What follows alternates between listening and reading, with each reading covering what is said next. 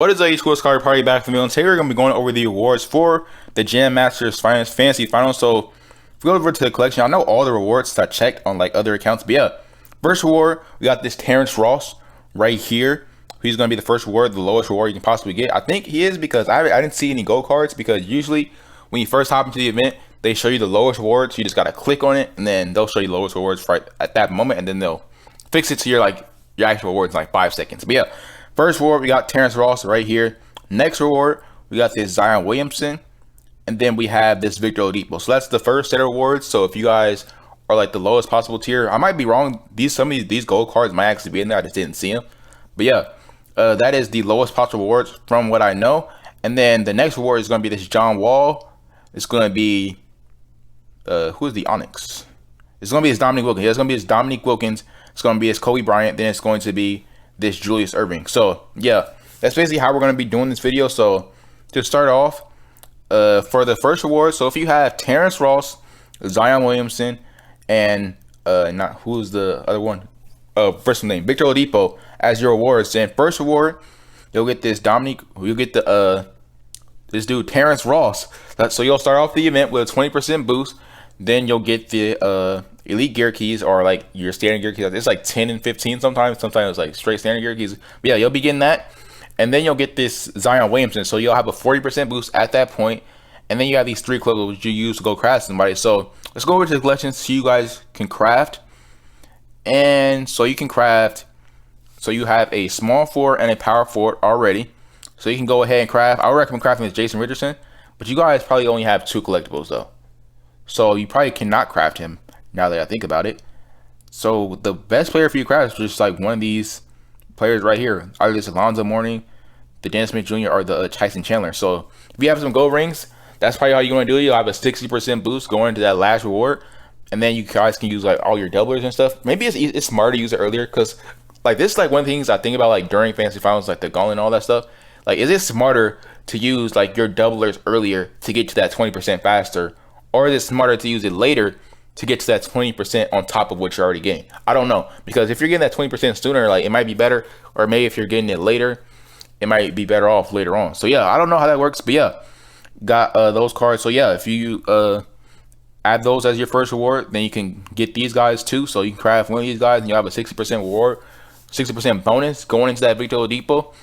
And then you'll get that Victor Oladipo at the end. Next, if you have Zion, Victor Oladipo, and John Wall as your reward, so you'll get this Zion right here. You'll get the shooting guard John Wall, and then you'll get the shooting guard Victor Oladipo, and then you'll get the point guard John Wall. Of course, you only have these 2 cards, so power forward Zion, shooting guard Victor Oladipo. So you can go ahead, if you can try to craft this Terrence Ross.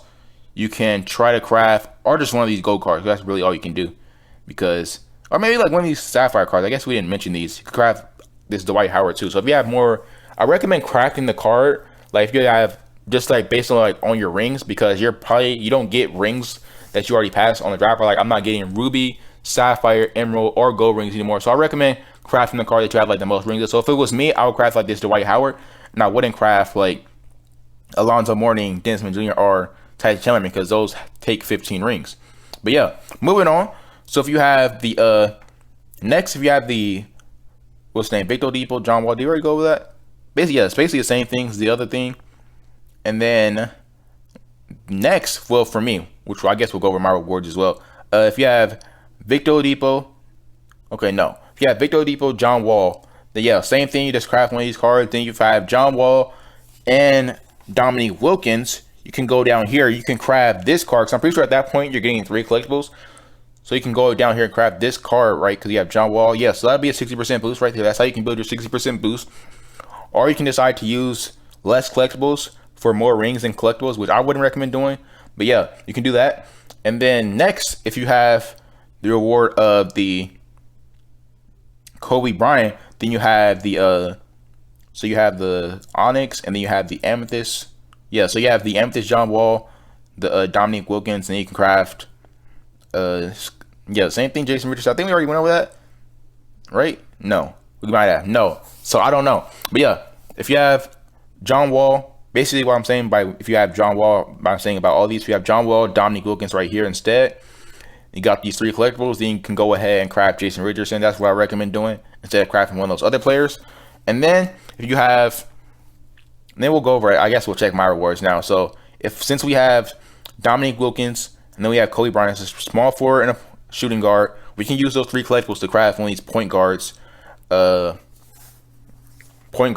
forwards, or center. So we can either craft Dennis Smith Jr., Tyson Chandler, and Alonzo Mourning, or this Dwight Howard, since we won't have that extra collectible for that Blake Griffin, unless you were grinding mini domination, which actually no, mini domination gave you an epic shoe, so never mind, cancel that. All right, then if we go over to the event, we'll have a 60% boost going to that. Basically, what the good thing about this theme, that you can have a 60% boost going into the top of war regardless of what you're doing.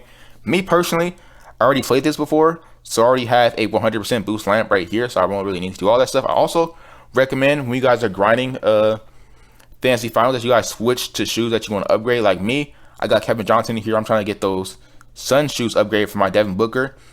I'm grinding fantasy finals, so I'm trying to get this shoe upgrade for any Jazz player that I have.